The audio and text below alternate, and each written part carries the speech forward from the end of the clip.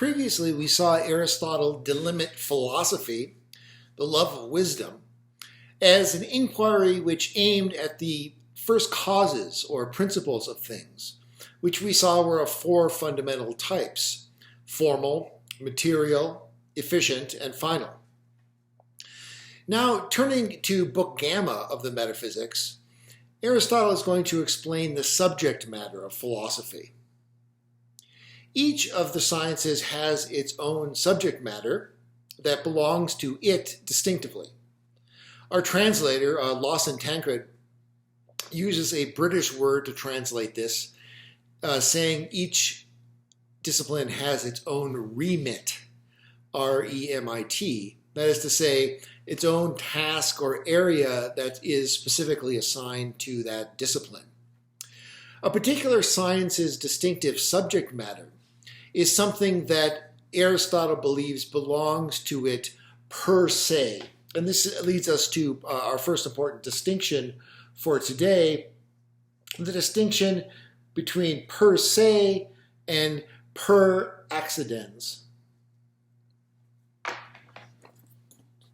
Per se and per accidens. So what do these refer to? The first, per se, refers to what a thing possesses by virtue of what it is. What a thing possesses by virtue of what it is, not by chance or by coincidence, but by virtue of what it is. It refers to the qualities that we expect a thing to have simply because of the kind of thing it is. That is per se. For example, a guitar player is musical per se. We expect a guitar player to be musical, at least minimally, simply by being a guitar player. The second term, per accidens, refers to what a thing really possesses, but not in virtue of what it is, rather by chance or by coincidence. It refers to qualities that are not strictly necessary for a thing to have in order to be the kind of thing it is. Extrinsically would be the synonym. So per se relates to what a thing intrinsically has, whereas per accidens relates to what it extrinsically has. You could, in other words, detach an accidental quality without removing the thing's status as the type of thing it is.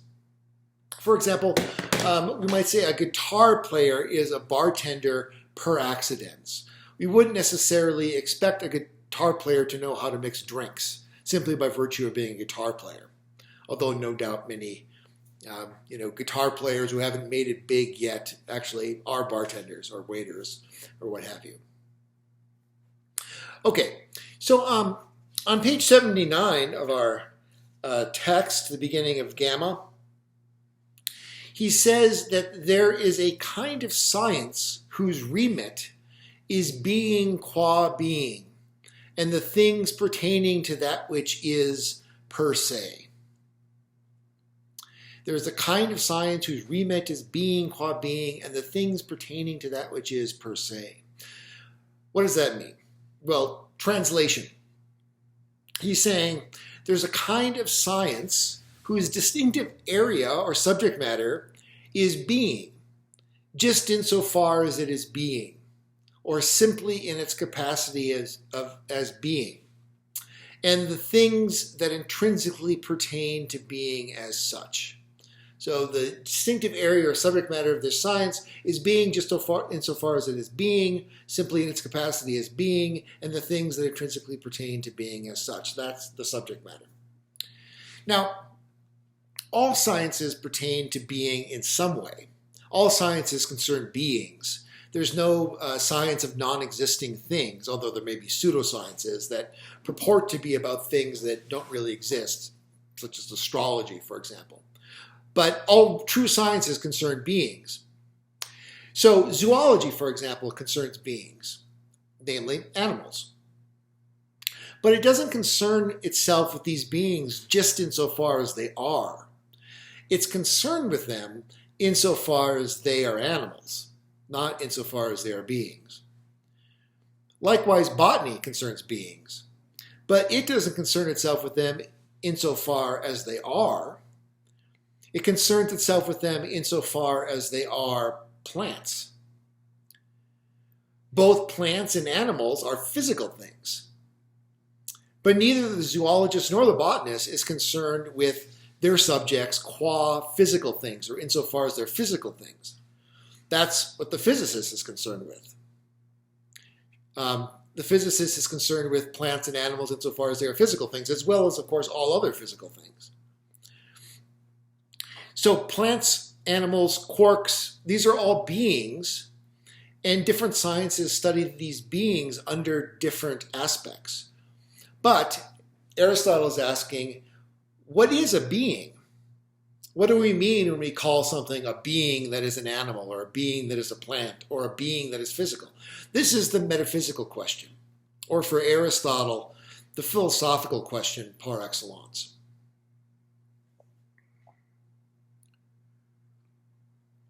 So Aristotle connects this question to the search for primary and fundamental causes, which he says must evidently pertain per se to a kind of nature. In other words, the ultimately basic explanations of things will be intrinsically connected to its nature. They will not be merely accidentally or coincidentally related to it. Why is this? Why this per se connection between being and the ultimate causes? Well, one possibility is that Aristotle is thinking here that the ultimate explanation of being qua being will be one that completely answers the question that we're asking about a thing, or that completely dispels our wondering about a thing. So just to take an example now back at the level of particular beings, when we ask a question like, why is she musical? Why is she so musical? And someone gives the answer, well, because she is a professional guitar player. That seems to answer the question that we were asking without needing any further explanation. Or if we ask, well, how does that person know so much about plants? And if we answered, well, because he's a biology professor, or particularly a botany professor. Well, that answers it. That answers the question we were asking, because it has this per se quality. So when we're concerned with such a high level of generality as we are in philosophy, with the question of being just insofar as it's a being, this leads us to wonder, what would the primary or fundamental causes or the ultimate explanation of being, just insofar as it is being, look like? And that's what I want to be our first discussion question. What would the primary fundamental causes or the ultimate explanation of being, just insofar as it is being, look like? A problem seems to arise here, and maybe it's already occurred to you. It seems that nothing could be more fundamental than being. So how can you explain it? How can you explain being? How can you explain the cause of being? Can you? That's the question that I'd like you to think over and for us to discuss. Okay, so that brings us to Gamma chapter 2. And here we see that the leading guide to the philosophical account of being for Aristotle is going to be grammar. The grammar and linguistic usage of is and to be in its various forms is for him going to provide a clue as to the shape that the science of being must take. The questions are, what is the meaning of being? And what is being? And these questions for Aristotle are intimately related. Maybe they ultimately come down to the same thing. What is the meaning of being? What is being? They're very closely related.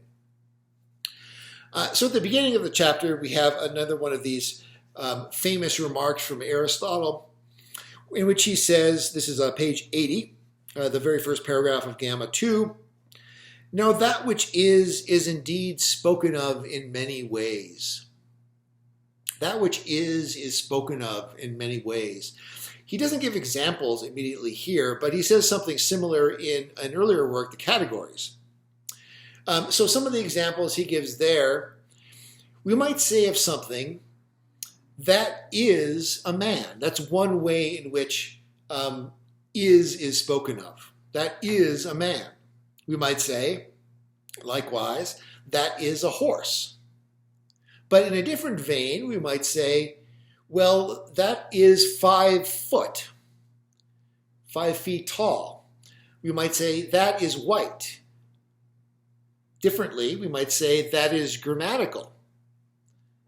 We might say something is double than, is half of, is lying, like lying down on the floor, or is sitting, is shod, S-H-O-D, shoes on, in other words, is shod, is armored, is wearing armor, is cutting, is burning, is being cut, is being burnt. These are all ways in which is used. So this is an illustration of a variety of ways in which being is spoken of. Being is spoken of in various and sundry ways. Now, for Aristotle, being is not spoken of by homonymy.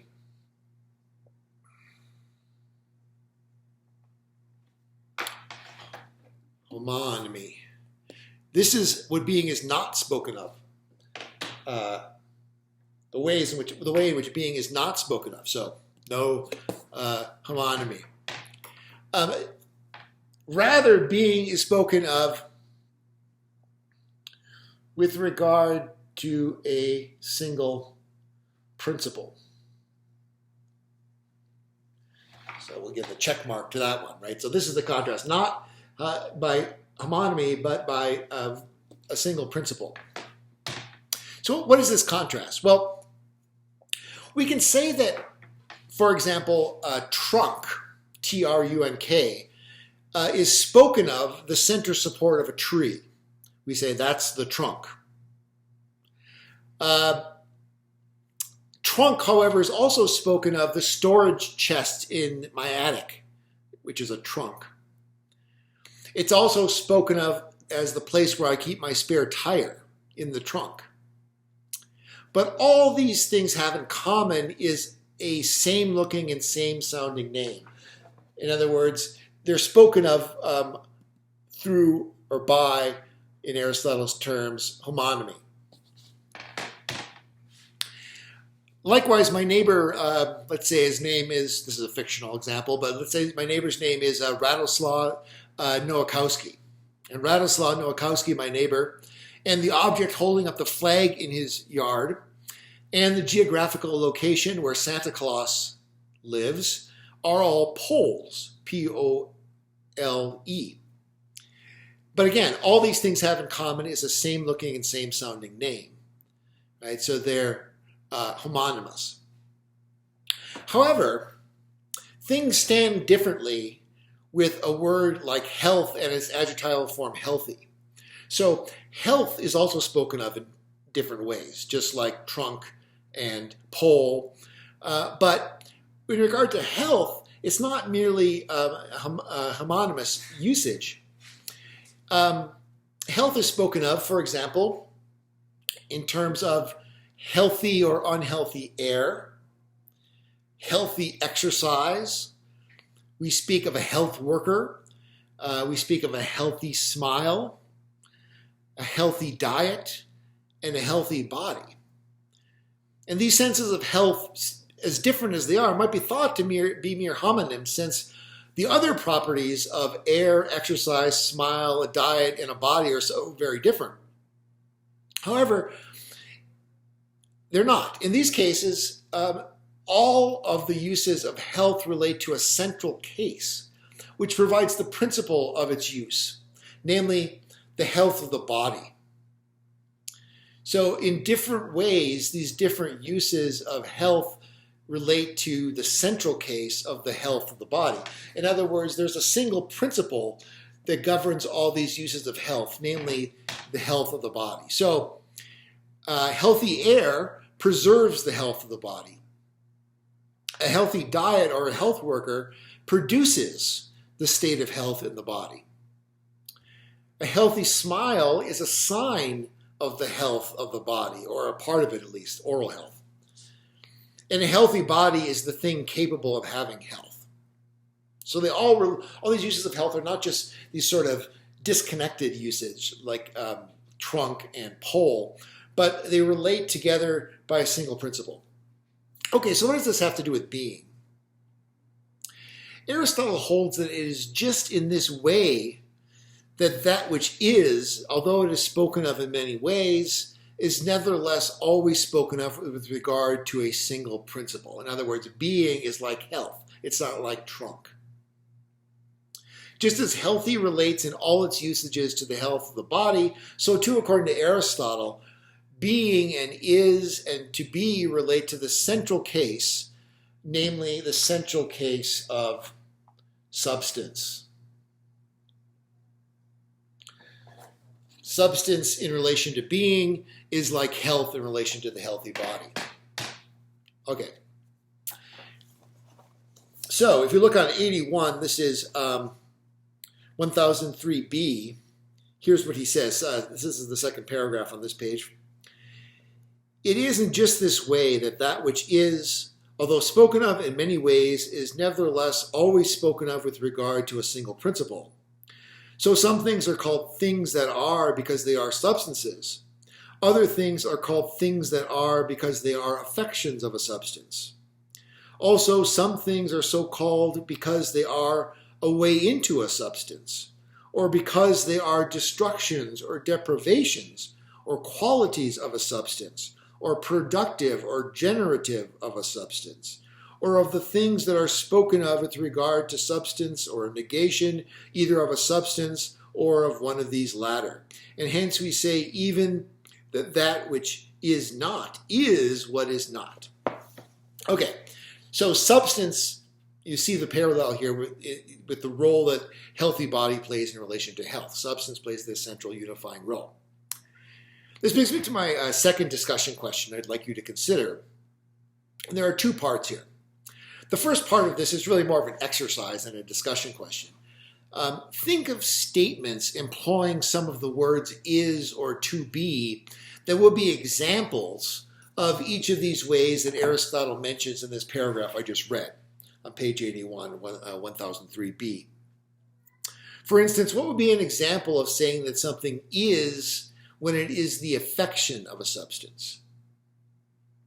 And don't overthink it. This is not a hard exercise. I just want you to get the hang of what he's getting at here about this idea of these different usage of the word is and to be relating to a central principle.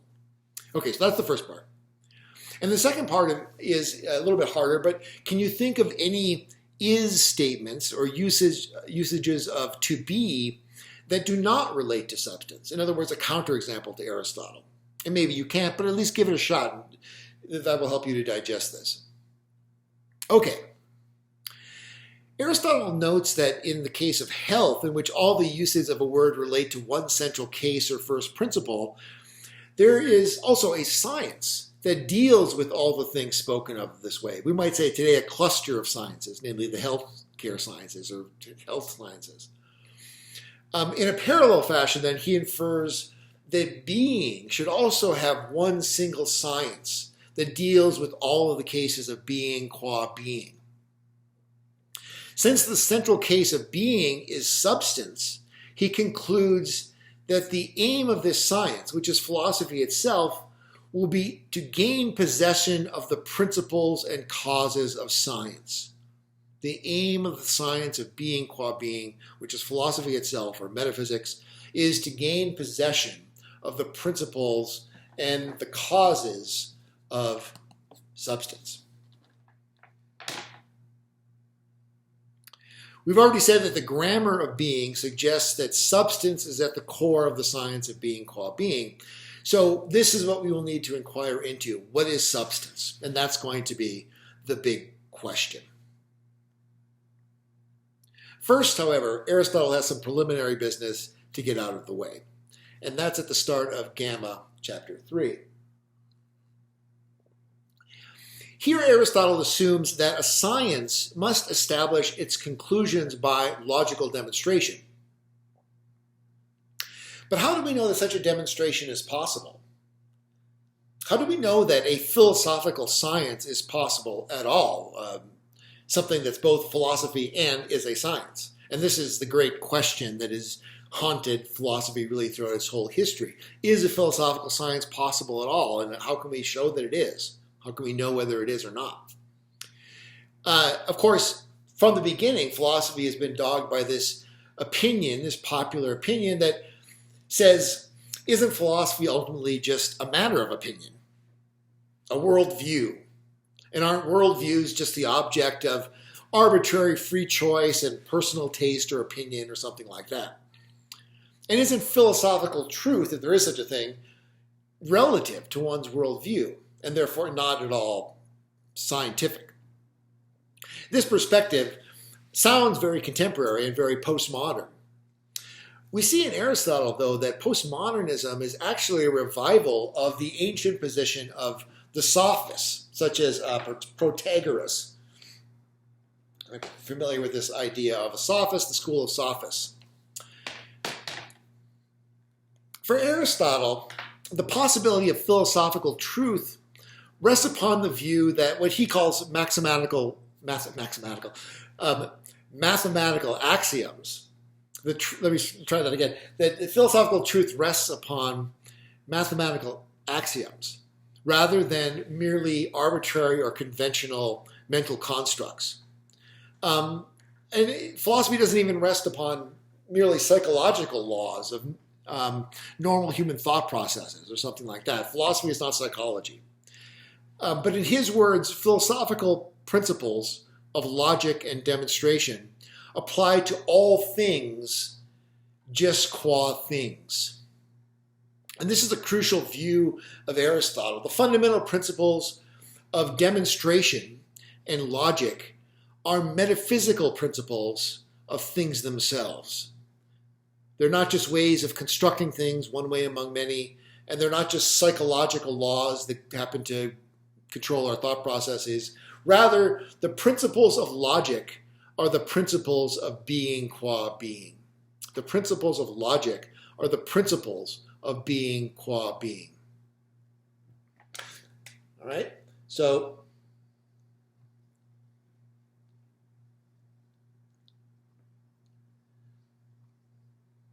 the principles of logic are the principles of being as well. Aristotle clearly asserts that these principles are not mere hypotheses, and all modern scientific principles are. They're hypotheses. No matter how well verified, they're still just hypotheses. And logical rules, if they were just empirical psychological generalizations, would be just hypotheses. But no, that's not Aristotle's view. Aristotle is that they are true principles. In other words, true foundations, indubitable and absolutely secure, absolute foundations. Not merely relative, probabilistic hypotheses, but indubitable, absolutely secure foundations. Now, the fundamental principle of logic is what's come to be known as the principle of non-contradiction, which we can read in boldface on page 88 here. This is 1005b, namely the principle that it is impossible for the same thing at the same time both to be in and not to be in the same thing in the same respect. In other words, it's impossible for something to both be and not be X, fill in the blank, X being a variable here which you could stick in any property or reality, at the same time in the same respect. So the principle of non-contradiction, which I assume most of you are probably at least vaguely familiar with, is, according to Aristotle, the securest principle of all. It cannot be doubted. It's not a mere hypothesis in any way, but an unshakable foundation for science. Now, in our postmodern age, more than ever, this needs to be demonstrated. And the same was true in Aristotle's era. Turning from chapter 3 to chapter 4, we learn that at the very beginning of this chapter, he says, there are some philosophers, 1006a here, there are some philosophers who hold both that it is possible for the same thing to be and not to be, and that it is possible for us to entertain beliefs to this effect. In other words, we can believe in contradictions, and contradictions could be real. So, if Aristotle is going to maintain that the principle of non-contradiction has this absolutely secure and certain reality and legitimacy, how is he going to argue this? It seems here that we have a very serious problem, especially if you consider what I said earlier about Aristotle's views on scientific demonstration. How can one demonstrate the very most fundamental principles of demonstration? Doesn't any demonstration already have to presuppose these principles? So don't the Aristotelians just simply have to agree to disagree with the Sophists and their postmodern philosophers and assert that, look, you can go your way, but if you go my way, you have to buy in to the principle of non-contradiction. But I can't give you any reason for why you have to buy into it because it's my basic principle. Isn't Aristotle stuck in that position? And in fact, he recognizes this problem, but he believes that he is not necessarily doomed to this sort of position of having merely to assume the principle of non-contradiction, because he feels that there's another way in which one can prove the validity of the principle of non-contradiction, and that is through the method of the Alenkus. So on page 90, he refers to this, and we're still on 1006a, the Alenkus. What is the Alenkus? This method was made famous by Socrates, and it made him famous throughout the Greek world through his expertise in employing this method to basically make his opponents look foolish. This is the famous Socratic method of question and answer, asking questions that are designed to get a person to undermine his or her own position. Cross-examination is a related concept. So the strategy here is not so much to demonstrate the validity of the principle of non-contradiction directly as it is to silence the person who denies it. Or more precisely, to show that once you assert any proposition with a definite meaning, you're committed to the principle of non-contradiction. If you assert a proposition that has a meaning, you're committed to the principle of non-contradiction. Another way to put this is that he's essentially facing the Sophists with a trilemma. Three sort of undesirable possibilities. We'll call this the Sophist trilemma. This isn't Aristotle's term for it, but this is the way I'm imagining it. So first, the Sophist can deny the principle of non-contradiction as he wants to do, but as a consequence, speak without any definite meaning to your terms. So you can deny principle of non-contradiction and sacrifice meaning. That's the first undesirable horn of the trilemma. The Sophist doesn't want to do that. The Sophist wants to claim to be saying something meaningful. Alternatively, the Sophist can speak meaningfully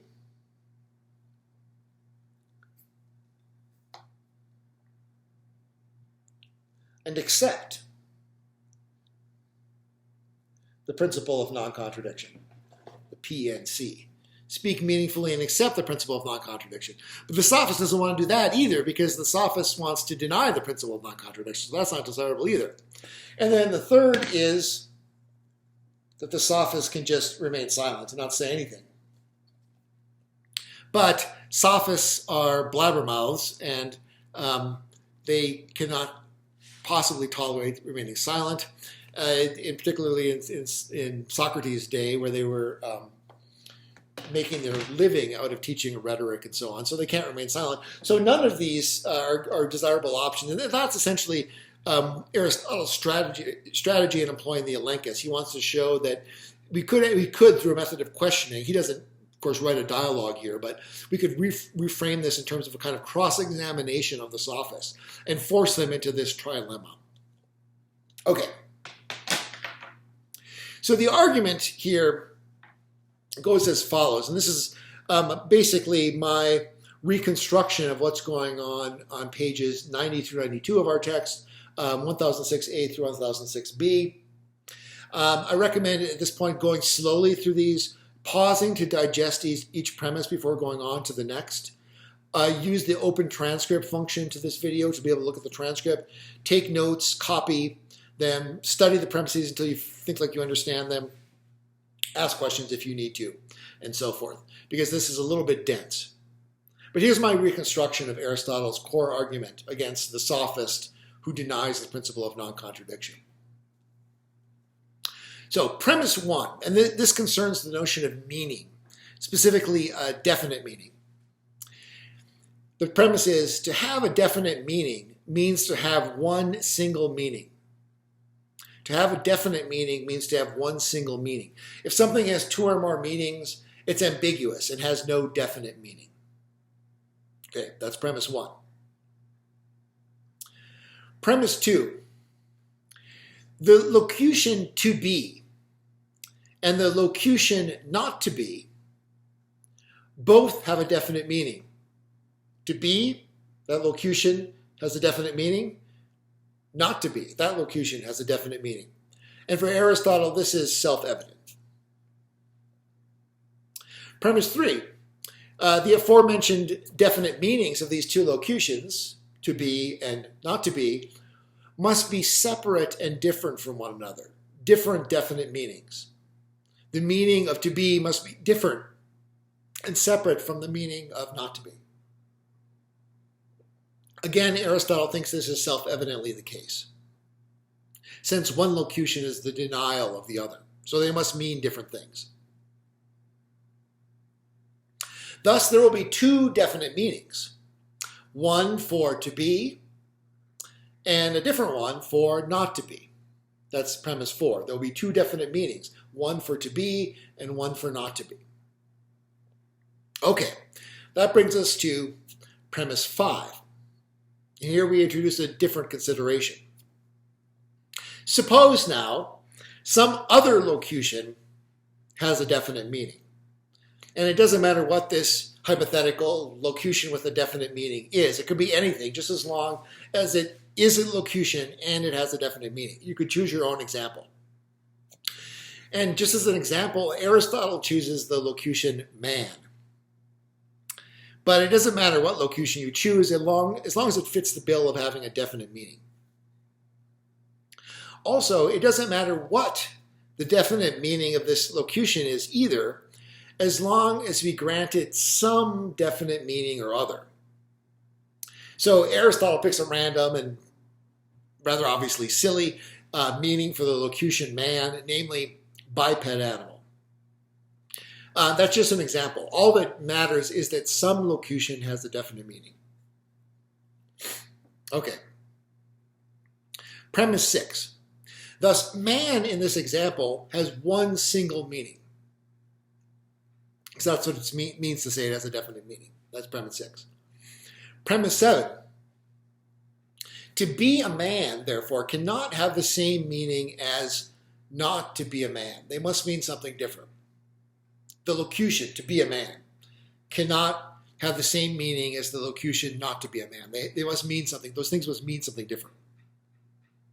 Why is that? Well, since we've already established that the locution man means one thing, and the locutions to be and not to be mean two different things, the locutions to be a man and not to be a man must mean two different things. You might want to let that sink in before going on and repeat this. Premise 8. Suppose, however, the contrary of this, that the locutions to be a man and not to be a man do not mean something different. That the locution not to be a man means the same thing as the locution to be a man. So that's the supposition we're operating with now. Suppose they mean the same thing, contrary to what we just said. premise 7. If the locution not to be a man means the same thing as the locution to be a man, then to be a man will just be not to be a man. And now we've switched from discussing locutions to discussing reality. If the locution not to be a man means the same thing as the locution to be a man, then metaphysically speaking, or in reality, to be a man will just be not to be a man. There will be a single thing. Aristotle gets this conclusion by observing that that is what it is to be a single thing. To be a single thing is, so to speak, to instantiate the definite meaning of its defining locution. So if to be a man means the same thing as not to be a man, then to be a man will just be not to be a man. That's what it is to be a single thing. Notice, this is what the denier of the principle of non-contradiction supposes is actually possible, that a single thing can both be and not be the same thing in the same respect. That a single thing can both be a man and not be a man. That's what the denier of the principle of non-contradiction is committed to. So premise 10, if to be a man and not to be a man are a single thing, then they will have a single meaning. If to be a man and not to be a man are a single thing, then they will have a single meaning. So the denier of the principle of non-contradiction is committed to holding that to be a man and not be a man have a single meaning. That's premise 10. Premise 11 is, though, that we've shown in premise 7, if you scroll back up, that this conclusion is wrong. What the denial of the principle of non-contradiction is committed to holding, that to be a man, not to be a man, has a single meaning. We've already established earlier that they have to have two different meanings. Therefore, the conclusion, our final step, step 12, the denier of the principle of non-contradiction is wrong. That's our conclusion. So this leads us to our third discussion question. What's your evaluation of this argument? Is it clear? I know it's dense, so you need to take time with it. I understand that. I don't expect you to have gotten it on the first run through, but going over and thinking about it, mulling it over, is it clear? If not, what's unclear about it? Is it cogent? And if not, what did you find dubious about the premises? Or did you maybe interpret the argument in the same way I did? Maybe I got it wrong. Am I misreading something here? What am I misreading? So take your time to copy it down, study it, and then we'll try to have some time to discuss it.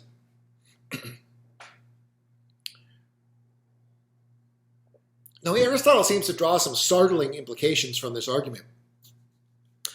First, if to be a man and not to be a man can mean the same thing, then what is to stop man and anything meaning the same thing? After all, not to be a man is more directly opposed to be a man than, say, white or large are. But if man can mean not to be a man, then man could also mean white or could mean large. And if it means that, then men are essentially white and large, and just as much black and small, or whatever you think the opposites are. Now this begins to create a real mess. To begin with, he notes that this eliminates the crucial distinction between per se, or essential, and per accidens, or accidental properties. Aristotle thinks this would also inevitably lead to monism, that everything is the same thing. But this kind of monism destroys substance as well as essence. There would be no substance. There would just be a litany of accidental properties that were asserted to be identical to each other. So there's no substance. There's just a bunch of accidental properties. But without a notion of substance, it's wrong even to say, as monism wants to say, that everything is the same thing. There is no thing because an accident is not a thing. An accident is something that a thing may or may not have coincidentally. Remember that, the idea of a guitar player being a bartender. That's an accidental property. But an accident depends upon there being a substance or a thing of which it is the accident. But monism isn't even possible on this view because there are no substances. There's nothing definite which it is to be a man or an animal or whatever, so there's no essence. All properties are accidents. There's no substance for it to be an accident of. So is it just an accident of some other accident? Okay, but what is that accident an accident of? Insofar as it is an accident, it must be, as we just noted, an accident of something. Is it an accident of another accident? And you get an infinite regress here. So in sum, the denial of the principle of non-contradiction leads to a philosophy that's a meaningless mess. If you deny the principle of non-contradiction, you have to essentially concede that every locution potentially means the same thing as every other.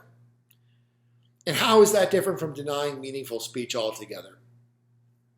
So that's how you get this idea that to deny the principle of non-contradiction requires you to sacrifice meaning. Another way we might put it more colorfully is to say you have to be really high on something to find the principle of non-contradiction makes sense. Such a state of mind for Aristotle doesn't even really rise to the level of actual belief. As he says, page 96, 1000 AB, he says, in what respect would such a person have an advantage over mere plant life? You know, your mind would be filled with meaningless thoughts. Okay. So let's briefly turn to Gamma 5 and 6.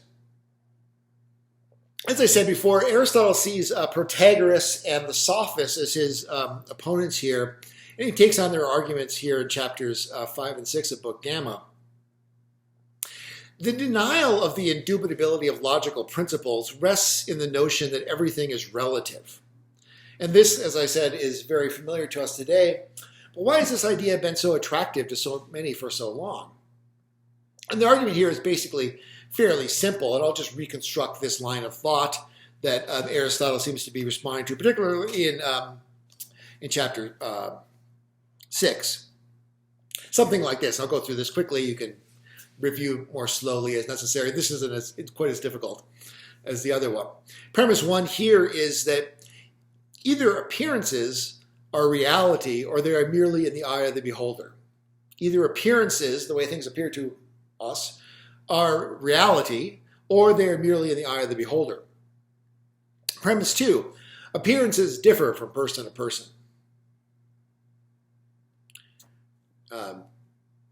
Widely known, widely observed fact. Appearances, the way things appear, differ from person to person. Premise 3, there's no legitimate standard by which to favor the appearances of one person over another. There's no legitimate standard by which to favor the appearances of one person over another. And of course, this idea has very much gotten purchase in the modern period because of ideals of egalitarianism and tolerance and so on. That's premise 3. So premise 4 concludes, therefore, all appearances are either equally true or none are true. All appearances are either equally true or none are true. Premise 5. Suppose appearances are reality. Then reality is plural, manifold. Everyone has their own reality. And either all of these realities are true, but only relative to the person whose reality it is, or there's no truth at all. If appearances are reality, then reality is plural. Everyone has their own, and either they're all true, but only for that person, or there's no truth. Premise 6. Supposing that appearances are merely in the eye of the beholder and not in reality, we have no reason to think that there's any reality beyond appearances. And in that case, there is no truth. There's no truth for our appearances to correspond to. Premise 7. So either there's no truth, or it's only relative to the perceiver. Now, Aristotle makes the classic objection to this sophist argument, this relativist argument. He says on page 104, they claim the right to be contradictory, and the claim itself is contradictory. In other words, how can the relativist assert what I have as the third premise here, that there's no legitimate standard by which to favor the appearances of one person or another? Doesn't he have to have a non-relative standard of legitimacy in order to assert this premise? Or in short, how does the assertion everything is relative avoid being itself a non-relative statement? You can consult what Aristotle says here in Gamma chapter 6, page 104, 111a. In Gamma 8, Aristotle deals with two related claims, both of which are similarly self-destructive. One, that everything is true, and the second, everything is false. So similar sort of line of argument can be employed here. If everything is true, then is the statement, not everything is true, also true? If everything is false, then that claim itself is false, right? So you get the picture of how this goes. Finally, concluding with Gamma 7, we lack time here to go into Aristotle's arguments in Gamma 7 for the principle of the excluded middle. But once you've accepted his argument for the principle of non-contradiction, you should be able to see how the excluded middle arguments are related. The principle of excluded middle states that there can be nothing intermediate to an assertion or denial. We must either assert or deny any single predicate of any single subject. And he thinks that this follows most easily from his definitions of truth and falsity. So his famous definition of truth is found here, and falsity, because to define anything is also to define its opposite. So, being out of time here, though, I will leave it up to you to tell me how good his argument here is. And this is our fourth discussion question then. Fourth discussion question. First part, how does Aristotle define truth and falsity in Gamma chapter 7? How does Aristotle define truth and falsity in Gamma chapter 7? And how does Aristotle think the principle of excluded middle follows from the definitions of truth and falsity? Is he right? Why or why not?